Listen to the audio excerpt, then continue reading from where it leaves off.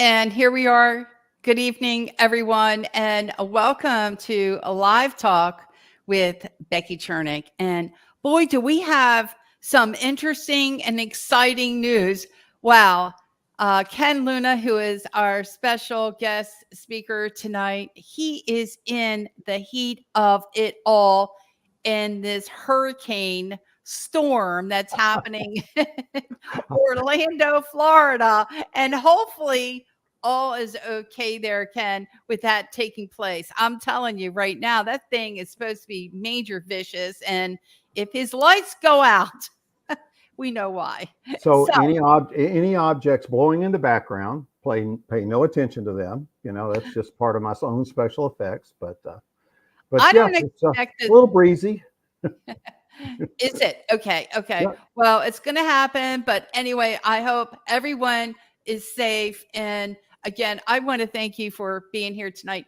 Now, for those that may not know who I am, I have been providing the very best in finance and insurance training for auto dealers throughout the USA and Canada. And the whole idea behind this live talk with Becky Chernek is that we're here together with our experts and those that have been in the industry for a very long time to help impact performance for our dealers, providing the best solutions for our dealers, offering strategies and techniques that make a difference. Okay, so here's the deal. We are going live on Facebook, LinkedIn, YouTube. If you like what we're talking about, and I hope you do, please go ahead and subscribe and please share.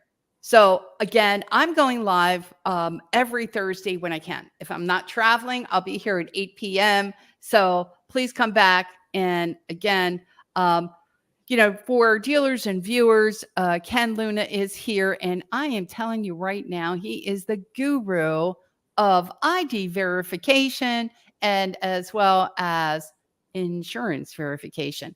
Now, here's the thing before we talk about that. Some of you guys might say, yeah, Becky, that's kind of a boring topic. But here's the thing.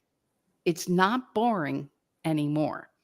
So with Ken, one of the things I wanted to point out, I happened to notice a post maybe a month ago or article, Automotive News, talked about, and then you can talk about, your background, but also that recently I think you went with Gather Technology, which is a really cool company, but you were able to stop a fraud incident or a theft from happening. So if you wouldn't mind, could you talk to us a little bit about that while you're introducing yourself? Thanks, Ken. So we're gonna just jump into the story right out of the chute. So we can definitely do that. So I don't know if you guys noticed it or not, but yeah, we were featured in Automotive News a few weeks ago, where our system helped catch a what we would refer to as a synthetic fraudster. So before we get going, I'm Ken Luna. I've been in the industry years, long time. You guys that know me know I've been here forever. My previous employment was with a great company called Dealer eProcess and Credit Miner. I ran Credit Miner for 9 years, but the opportunity here with Gather, and they use Credit Miner and TransUnion technology, part of the identity verification piece is embedded into what we're doing at Gather. So I'd worked with them all along, saw what they were doing, and came over with my old friend Jim Maxfield. He and I go back a ways ourselves, and decided he was building this great solution, and it's really the only solution out there that is a combined identity and insurance verification solution bundled into one. Does a bunch of other things that I can get into in a little bit. And as I'm going through and talking about items to look for when you're looking at solutions, you can pretty well bet that we do everything I'm going to be mentioning. So I'm not going to keep saying the company name over and over. But back to the story, what happened was there's a group in the Fort Worth area called the Can I Autobahn. just do one thing, Ken, Yeah. before you get going? Your friend, Gary Selman. Hey, Gary. Good to see you. I'm glad you're here tonight. Looking good, Ken. I just wanted you to know your buddies are here. You better say hello. Yeah, well, Gary, I dressed up just for you. You know, Gary and I talk all the time. So Gary is a great partner of ours up in the New England area. So if you ever have any needs up in that neck of the woods, he's the guy to talk to as far as our products concerned. Good. So yeah, we have distribution channels through DMS companies, through a lot of different companies nationwide. So anyway, back to the story. What happened is this the Audubon Group's got a 4 dealership group in the Fort Worth area, and they were one of the early selectors of Gather to place into their system. So gal comes in and wants to buy an Audi at their Audi store. She passes credit, has like a 780 credit score, looks good on paper, employment appears to check out. She's just about ready to buy the car, and she runs through the Gather process, which is basically what the Gather process is, or identification process is taking a picture of her insurance card, front and back of her driver's license, and a selfie. So they take a selfie, and then that's it. It takes about less than a minute to do that. And once that happens, is a lot of things happen in the background. So the selfies compared against the picture on the license, the watermarking of the license. It goes against the TransUnion database and a bunch of different data checks. Cross checks with the insurance verification. Does all of that. Well, she royally fails. So at that point, she goes, well, I'll have to, so then the dealership's like, okay, we're going to need to get some more information here because you failed the process here, but maybe it's because who knows what, maybe we're going to just need to do some more verifying. She says, you know what? I am going to have to leave. And that's what normally happens is when you've got a verification system like this and you engage, they either don't engage or they start getting into it and then they leave. And that's what she did. So, she's gone. 2 days later, what happens is she goes online and she figures, I'm going to do all this online instead of going to the dealership, and I'll have everything done before I get there. So she goes through the credit check again, through BMW credit this time. She's looking at a $100,000 car, and she passes credit, flying colors, and this one, her license looks the same as the other license, except all the information on it's totally different, and her hairstyle's different, so, but the picture's the same. So sure enough, she fails that process. But when they fail the process, it's not announced that they failed. It's just the dealership knows they failed. They don't know they failed. They've just gone through the process. So this time, one of our analysts was looking at this, comparing it, and calls up the dealership and said, you got the same gal, because I can tell by the pictures, but now this time she's trying to get you for a car through your Audi store, not your BMW store. And the dealership says, you know what? We'll just have the local police just waiting on her when she comes in. So she shows up at the dealership. She's dressed in her scrubs because she's supposed to be a surgeon. That's her ID. So she's all dressed in the scrubs, everything. She signs the agreements, and the police say, we got a surprise for you. And they arrest her on the spot. So, so that being said, that rarely happens. I mean, it's not the typical scenario that we run into. What normally happens is what I said before, is normally they just leave. And they go somewhere else that doesn't have this technology. They go somewhere else that just does a license scanner or something like that, very basic.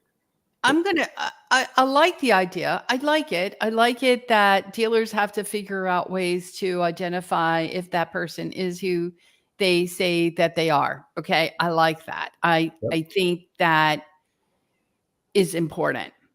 I do. I'm ultimately at the end of the day, when you save yourself all the heat, when you have someone taking off with your car, believe me, I've worked with a couple dealerships down over the years. They've had to go chase a few. And it's not pretty, especially Nope. when you make that decision. You're like, what the heck? I'm just going to go ahead and accept a check for the full amount and let the customer ride. I'm like, you're what? Is there any three-liner, any something? What? Becky, we can't do that. The customer paid check by a check. And I'm like, how can I go into Macy's and just say, hey, don't check my credit, but here's my check for $1,000 worth of clothes or wherever I go for clothes shopping.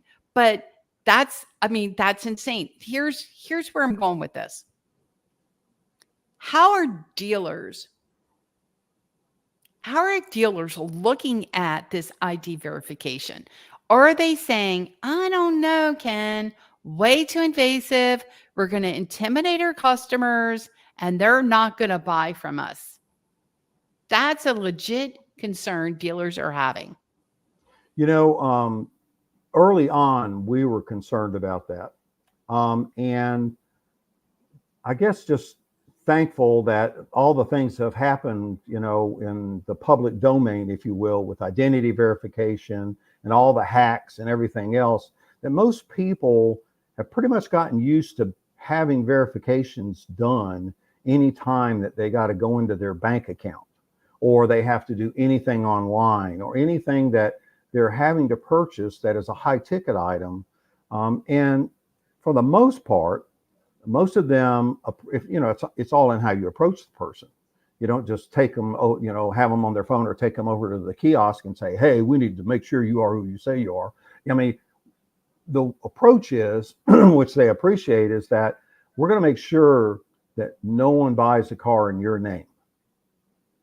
So we have to do this verification. It's to protect your identity. And of course, with a really good system, there are going to be protections that are behind that, such as $1 million identity protection through a company called Aura, which we partner with, that protects the consumer, and $1 million protection that guarantees that if the person passes the process, that they are who they say they are, and 2 to 3 months later they're found out to be a fraudster, then the companies that's providing this protection for the dealership, they pay for the car. They don't have to worry about battling it out with their insurance company. So Because I think, I'm not trying to cut you off and all that, but at the end of the day, I'm talking dealer advocate here. Recently I was a platform F&I director for 2 large automotive groups, and I'm just telling you how they feel about stuff, right? yeah, And yeah, they're thinking, and is it overkill? And are we, they see the idea behind validation and verification, and they understand the need for it, but I think some of them think it's being overblown. I think that to a degree they're right. I think they have to look at the whole picture of what a good process system does, because it goes beyond just the identity and insurance verification. It dives into the fact that it streamlines the process for the consumer when they're buying a car. I mean, one of the biggest headaches that consumers have and dealers have with it is insurance verification if they're doing it properly. What it does is it negates the need for the consumer to get a hold of their insurance agent or the insurance company while they're in or about to go into F&I, or even while they're in F&I, and the agent going, hey, Becky, listen, I can sell you everything that they're selling you there in that F&I shop. Do not buy from the dealership. I've got all of this stuff they've got, this Gap and everything else they've got in there. Just, buy the car and get out of there. We'll handle all this other stuff for you later. And this is probably, a lot of cases, people know their insurance agents, but they may not be best friends with that F&I manager. So who are they going to trust when they're having that conversation? Well, years back, it's not anymore, but I don't see it as much as I used to in the industry when, especially when customers are contacting their insurance companies for verification. And some of these guys were converting customers over to their financing. It was like, oh my gosh, let's not even do that. Let's do whatever we can to circumvent that from happening, right? Right. Yeah. You, Yeah. you don't see the financing piece as much, but you definitely see the Yeah. I loss know. in Yeah. F&I. So Yeah. what happens is, and we've analyzed this, F&I profits go up when a good process is put into place where the entire process up front is made seamless. The other thing is, I had a friend of mine is buying You a mean at the Tesla. desk? You I'm mean up front at the desk? I'm talking about the individual buying a car. It Well, could, what I'm could be up talking, to them. and yeah. So what I'm saying is that has to be coordinated, with the desk, right? The desk goes hand in hand with sales to streamline that process to assure that deal, when it makes F&I, that what we've knocked it out of the park.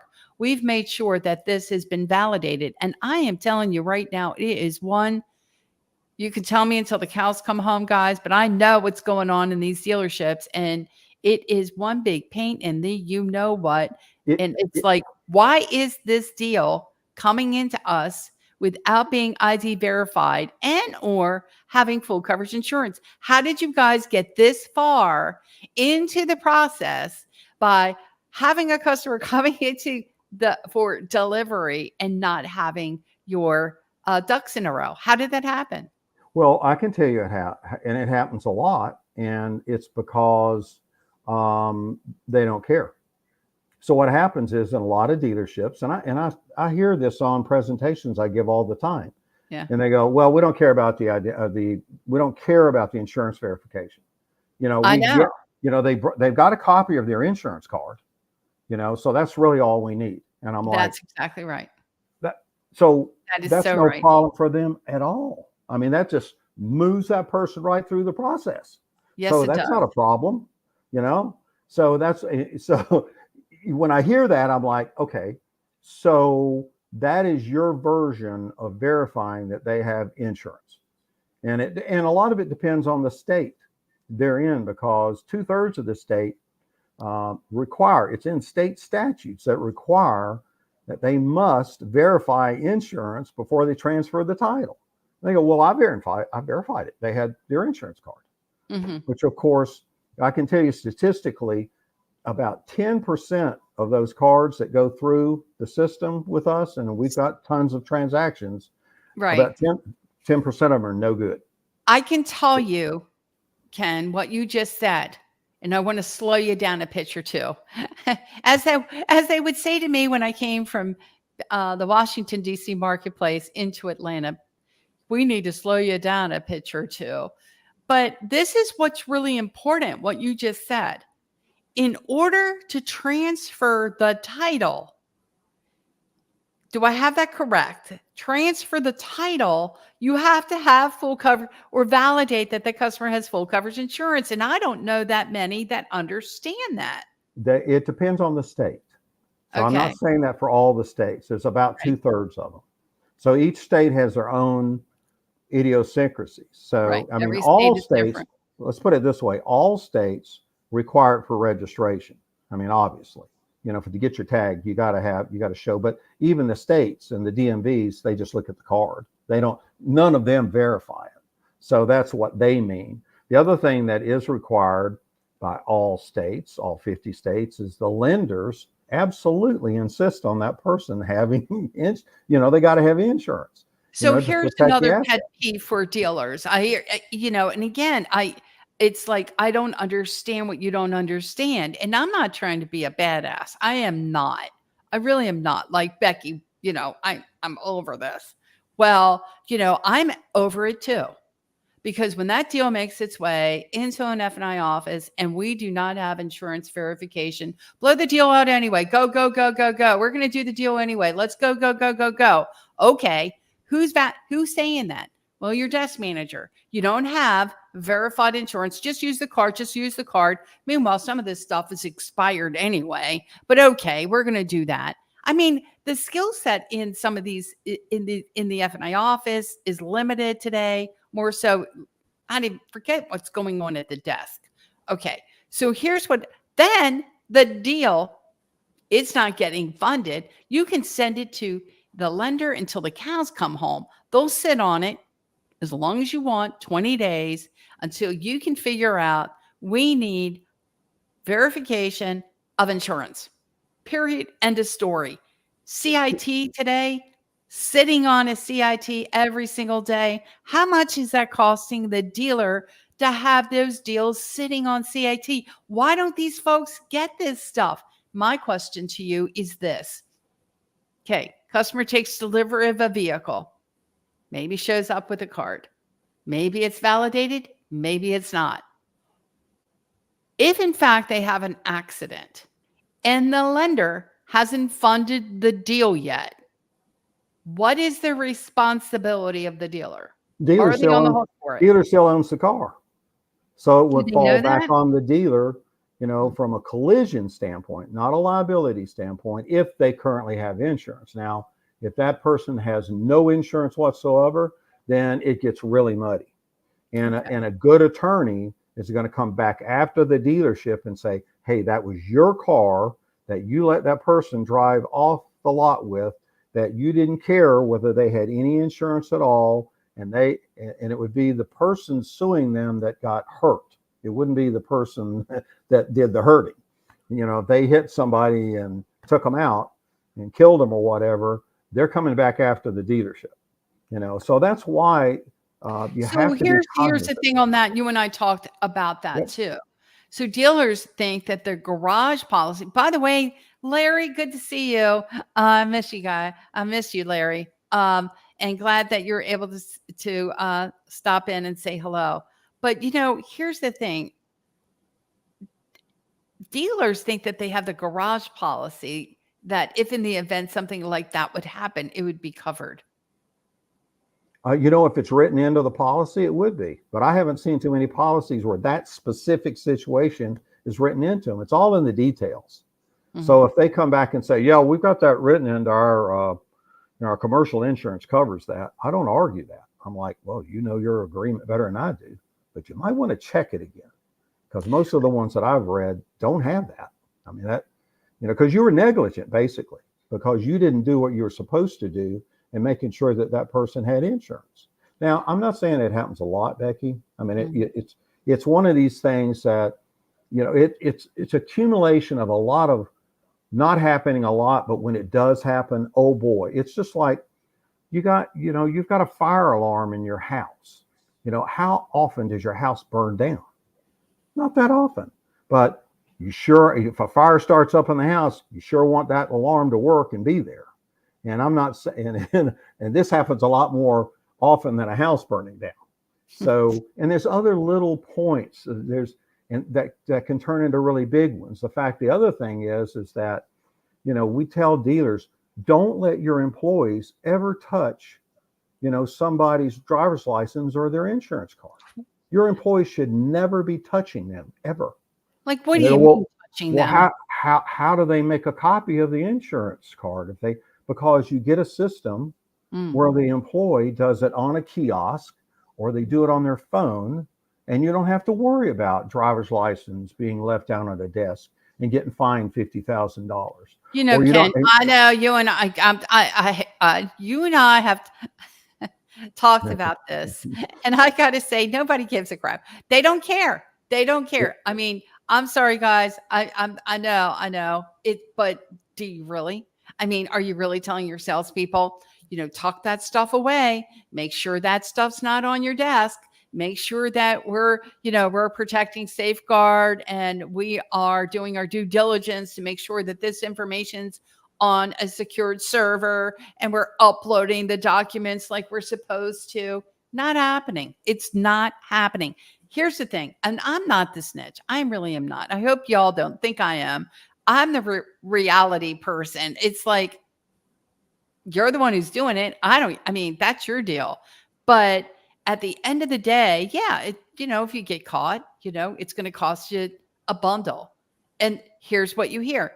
never going to get caught. It's never happened to me before, but it's always that one time that you get caught and you didn't expect it.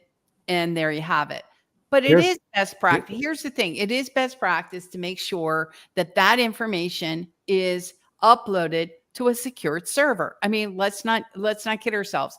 The other thing I want to talk to you a little bit about, by the way, Gary said a process is meant to be done correctly the first time. By not having a process, you have chaos. I don't know, guys, but this is coming from folks in the industry who have been around for a very, very long time that know this stuff inside and out.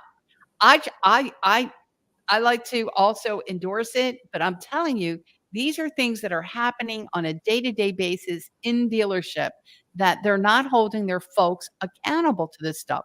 So you and I also had, Ken, a conversation where I'm beside myself. I am beside myself in that dealers are allowing their salespeople to take customers out on a test drive without validation of a driver's license. I'm telling you, they're out there. Don't have validation of a driver's license, but go ahead and take a test drive, let alone insurance.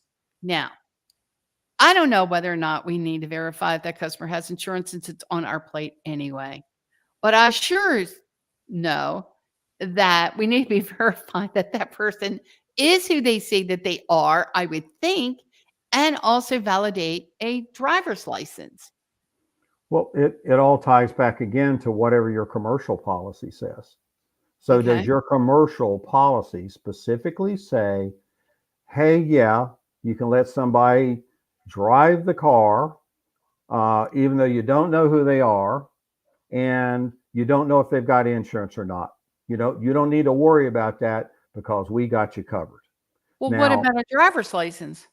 oh, I'm just saying, listen, Becky, what I'm saying is I'm being Okay. facetious. I don't Oh, know of any I don't agreements that know. say that. I'm just saying that if you're a Okay. dealer, read what your insurance covers. This Gotcha. is very simple.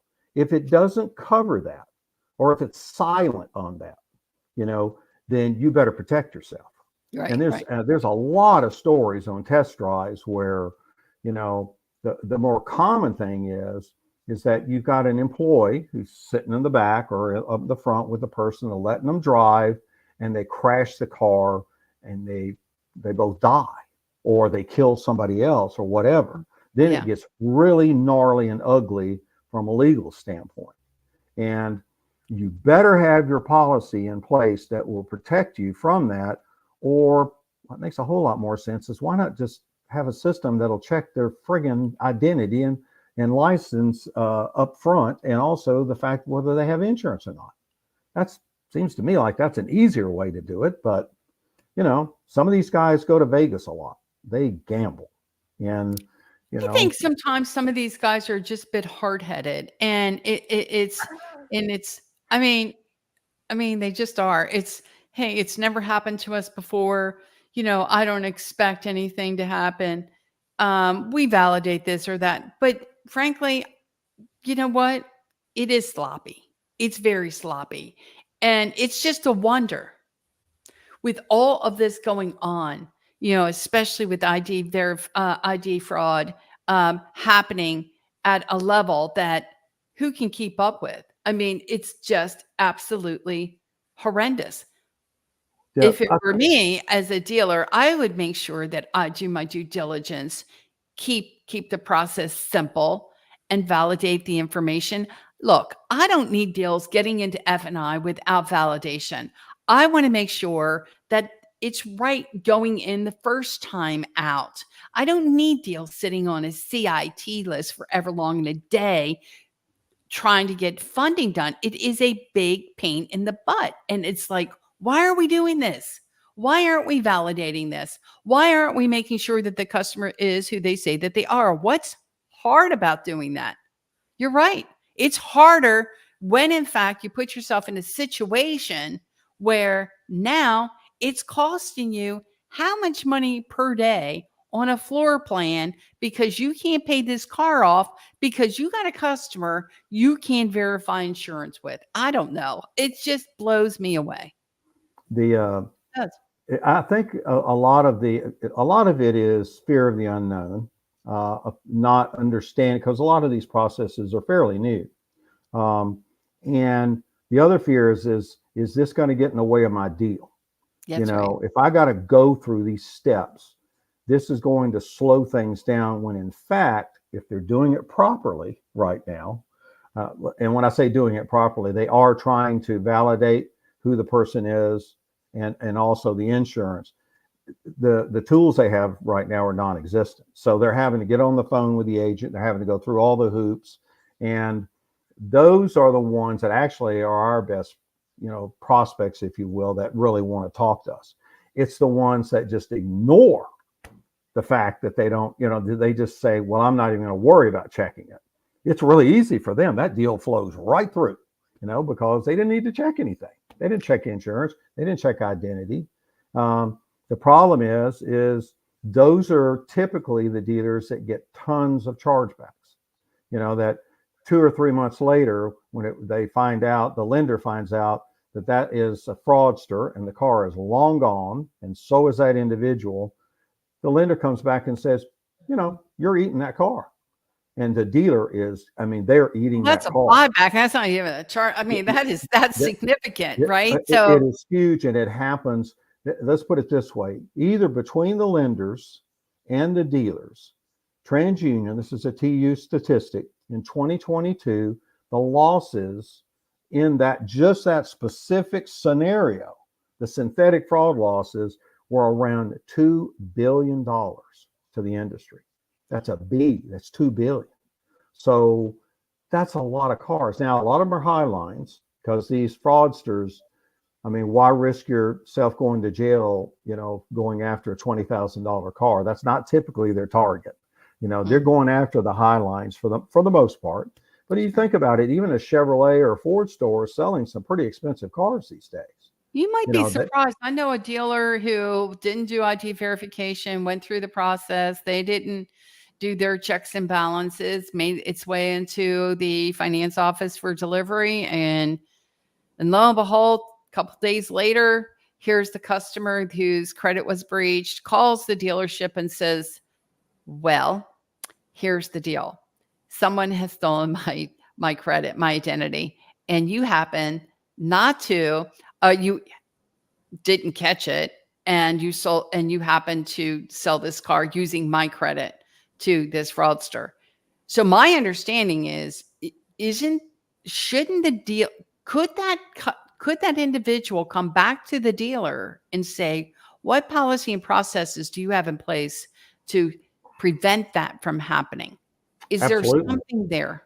There's no question. If a good attorney is going to come back after them and say, hey, not only did that car show up under my credit, my person's credit here that I'm representing, but you hurt them. You hurt them financially. Their credit has been ruined, and it will take X amount of years to get it straight. Good attorney is going to turn this around on them big time. So Sure. yeah, they do. Their commercial policy will protect them against those situations. They actually, most of those policies will protect them, because that happens a fair amount, but it's still very expensive.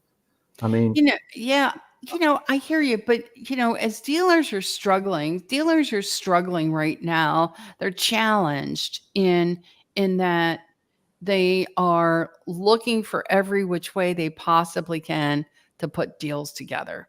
I think you mentioned this already, that perhaps this is a stumbling block for them. They think it's a roadblock.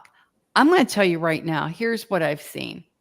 They do the ID verification, Route 1, dealer track, whatever, right?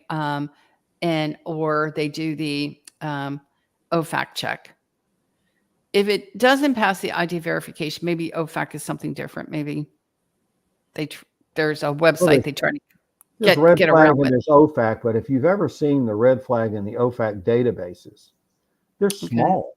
That's not. They're not those those databases are going to be, if you one flags, congratulations, you just caught a terrorist, because those are basically what those databases are. Those are Well, I not. think you and I talked about this. So here's the thing. Why would, okay, they're going to do what the least path of Path resistance. of least resistance, what you're talking They about. are. It's like, Yep. I'm not digging in. Leave well enough alone, Becky. Hell, I have a hard enough time. And again, guys, I'm sorry, but I'm not, trying to give up the farm here. But the reality of it is, we have, F&I people going back in and validating, verifying information. Leave it alone. We're all good. We've got a deal approved. Don't worry about the rest of the stuff. But the rest of the stuff is the thing that comes to bite us back later on. It's Yep. the stuff that gets us into trouble. It doesn't feel good having to stop in our track not to sell a car. So it's like, okay, so they have the ID verification. These guys are going to shoot me, but they have the ID verification. And frankly, I don't blame them, because then they're asking these security questions. I don't know what database you're talking about, but these security questions are one big pain in the butt. They're I very can't intrusive. answer some of these Very intrusive. Yep. Yep. No question. They're questions. So called out of wallet questions. Is the out of wallet term. questions. Yep. That's right. Okay. And Okay. That's when why you we get go to you, Ken. when you get to that point, and we're even thinking about using them if somebody fails our process, because if someone fails the process, then now you've got a real reason to be asking those. But to be asking out of wallet questions to do, there are companies out there that do soft credit pulls. Well, one of their caveats is to do out of wallet questions to make sure that that person is who they say they are. Well, what a pain in the ass that is. Just run the hard pull if you're going to do that. I mean, for God's sakes, don't be alienating people with all these, where did you live? And, 10 years ago, and what was the address, and what was the zip code? And they're like, I don't know. I don't remember I all have that. no idea. Yeah, exactly. Just let them take a picture of their driver's license and their insurance card and be done with it. I mean, See, I love that idea better, because I'll tell you right yeah. now, it makes a lot more sense. And the other thing is a really good system. What they'll do is they'll take care of the entire insurance process for that individual. They'll not only verify it, but they'll take that in their same policy, and they'll get it moved over to the new vehicle being purchased without anybody in F&I or them having to do it for them. A good company will take care of that. I had a friend of mine that bought a Tesla not too long ago, and there's no knock on Tesla. This was his insurance company, which I will not name. He said, oh my God, I would have paid you $50 to have handled this for me. He said it was a nightmare. I couldn't get a hold of my agent. I'm sitting there in the friggin' F&I office, and the F&I guy's going, well, we're kind of need this before we can let you drive off with this $150,000 car here. I don't know you got insurance. You need to get a hold of your agent or somebody within this company. And he said it took me over an hour to get a hold of somebody and get what I needed or what the dealership needed. Wouldn't it be nice if there was a company that just did that? Yeah. Yeah, and there Well, is. I'm all about streamlining processes and Yep. making life a lot easier. And I think a lot of dealers need to think some of those processes and technology and how it can embed into their everyday business practices, because Yep. it really can make a world of difference, right? Anytime that I can avoid all these other things from happening, it only makes sense that it's going to knock out all the BS. It's going to knock out the time customers having to come back to the dealership and all the other, not getting deals funded and the cost of doing business. It's like it seems to make much easier. Let's validate. Let's get it done. Here's the other thing. I've always been an advocate for a program called Turbo Pass. Now, I know they do some ID verification as well, but the proof of income, to me, let's find out sooner rather than later. Why are we landing customers on the wrong car, what they can't go ahead and get approved for. I like Streamline Auto. I like them. I like to be able to be in the know, rather than get into the thick of things and only to find out we've got a world of trouble. So again, Yep. Ken, with you, with what you offer, Gather Technology, it is a great product, great program to streamline that process, keep dealers out of trouble. Might as well find out the first time out what you're dealing with. And, that way, when that deal makes its way into F&I, nobody's scrambling trying to figure out whether or not we have insurance, whether or not this person is who they say that they are. And we're dealing with ID verification issues once that deal is sent down the street and we're trying to get deals funded. Just makes all the sense in the world to me. So for last thoughts, we went over a little bit more. I wanted to. I felt like your information is rock solid. It's always been. And, anytime I have a question when it comes to verification, ID verification, insurance, I'm calling Ken Luna. That's who I do. That's me. It's like, what's going on? What's the real deal? And if anything, you've always been straight up with me. That's for darn sure.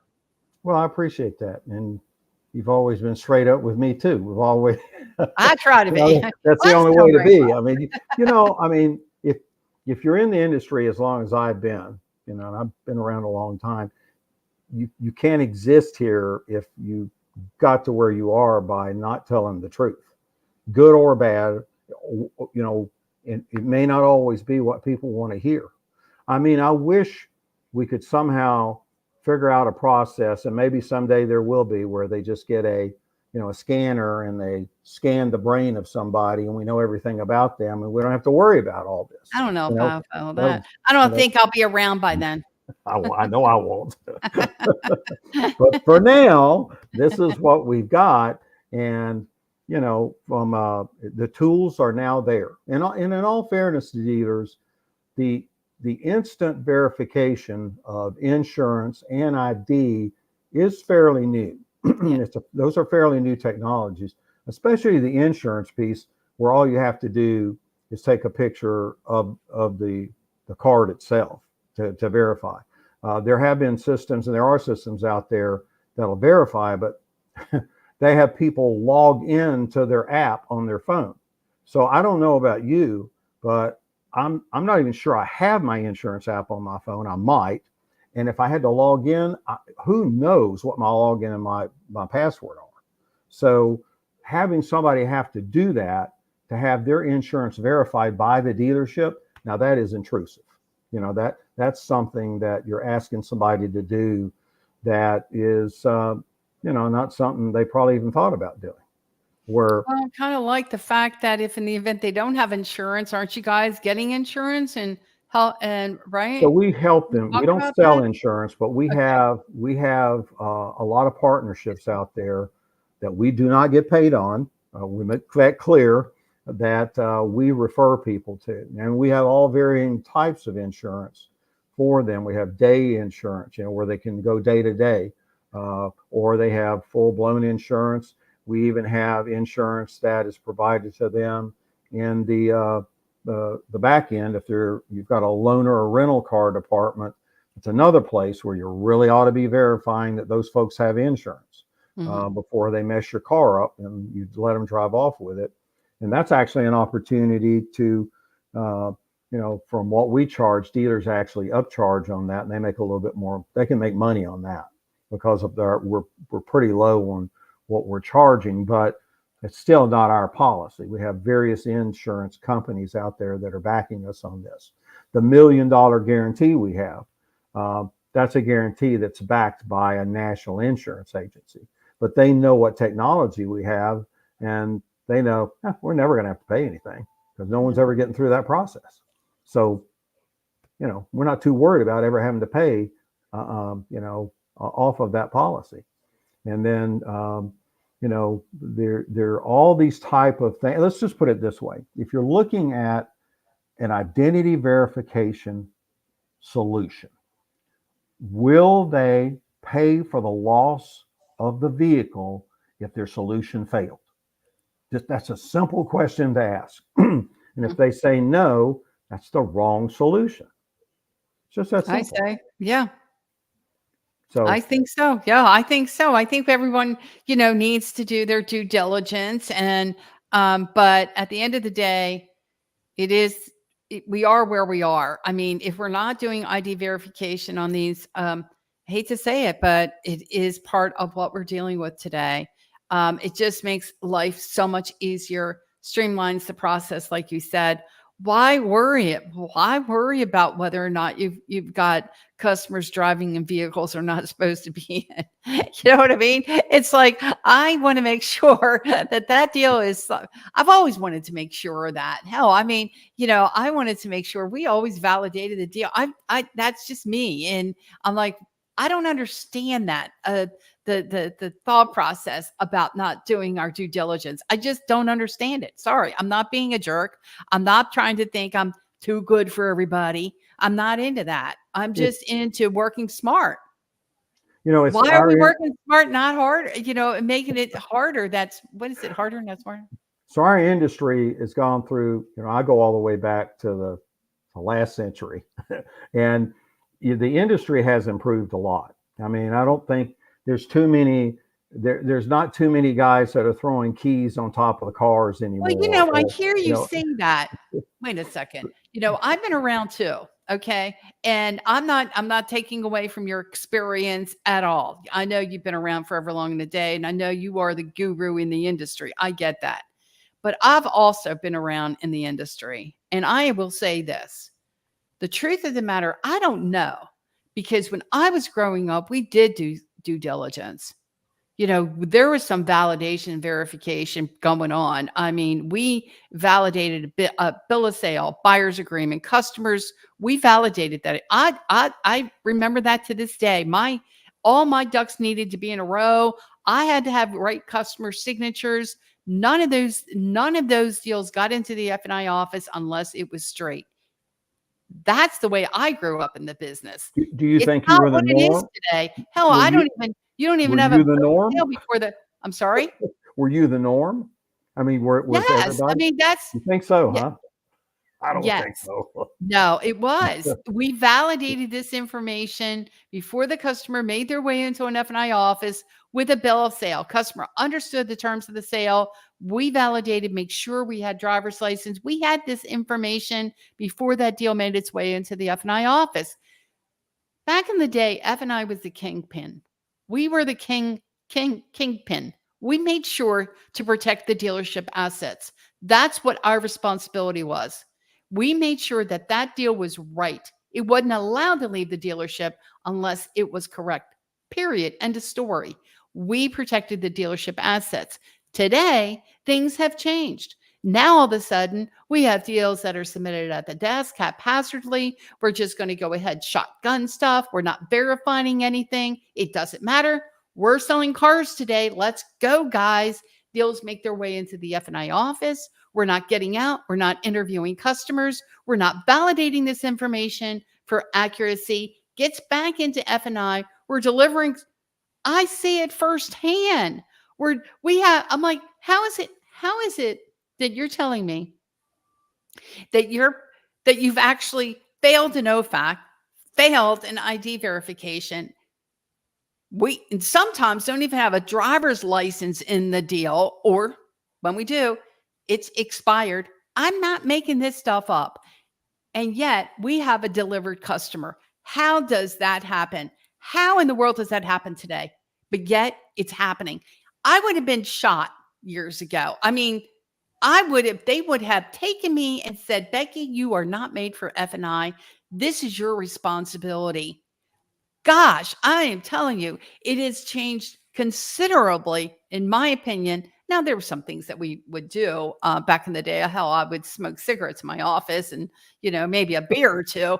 But the reality of it is, we're straight. We had a good time I, in I the feel car. like maybe we struck a nerve with you there, Becky. Oh, you did. You did. You did. You did, because I see it first. I'm in the dealership. Here's the thing. I know that you know yourself. You do. You're an expert. I think the world of you, Ken, because you know yourself. I've been on phone calls with you endless hours asking all sorts of questions.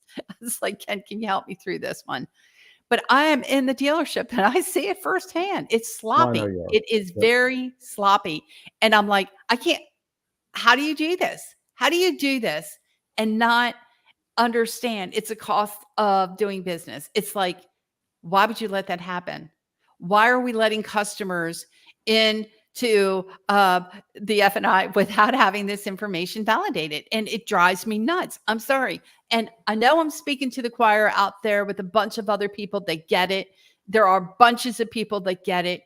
But then there's others. It's like, it blows me away. How is that even allowed to happen?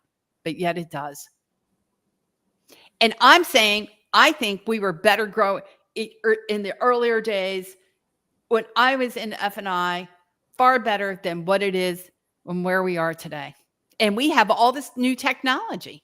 It's like there was a post with Bob Manor today that I had to respond to because he was talking about, do you remember the old black book?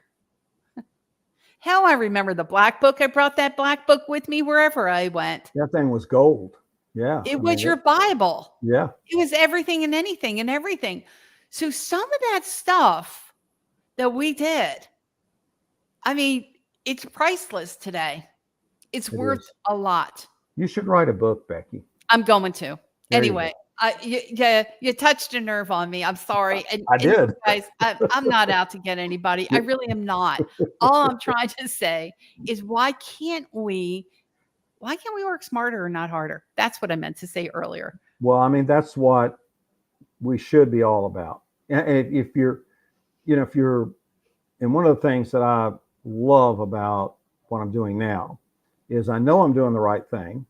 I know it's going to save dealers tons of money in the long run. And it's fun to get up every day and go to work when you know you're out there trying to make things better. Let's put it that way. And there's a lot of products out there that are not necessarily doing that. They're just trying to sell something. But when you're making things better and you're trying to make the industry better in your own way, little way, whatever, then there's a lot of fulfillment in that. And that's what I believe in. So. Well, me too. I mean, I get it. I'm always trying to figure out better ways to go ahead and pack profit. That's why I've been doing consulting as a national consultant for 20 years, working with some of the biggest, the best in the industry, the most talented in the industry, because that's everything that I believe in. Helping dealers to maximize profits, work smarter, not harder. So I would have my workshops, and the important and this is what was funny. I would talk about rules of engagement. And so sometimes the dealers would say, don't worry about that. She's going to get back to the meat and potatoes. And I'm like, you know what? Here's the thing. If you don't know rules of engagement, forget about the meat and potatoes, right? Because you've got to understand the reasons why you do what you do. The reasons why you've got to know what your rules of engagement is and understand how to work with that to maximize sales and profits. It's that whole thing. It's that whole picture. So always been into it, helping dealers to maximize profits all day long. Yeah. And that steak's got to be cooked properly. I say, say meat and potatoes, it can't be overdone. Yeah, I got to have my steak too. I am a steak eater. I love steak. Exactly. Me too. So. Well, I want to thank you again for taking the time to be on tonight. And I have to make it a point to get you back. Who knows? Yeah, I'm gonna go out and see if all my trees are still there. Is it blowing in there? Out there? Oh, we got some wind right now. So okay. So you're expecting a big storm like what time tonight? Now. Like right now?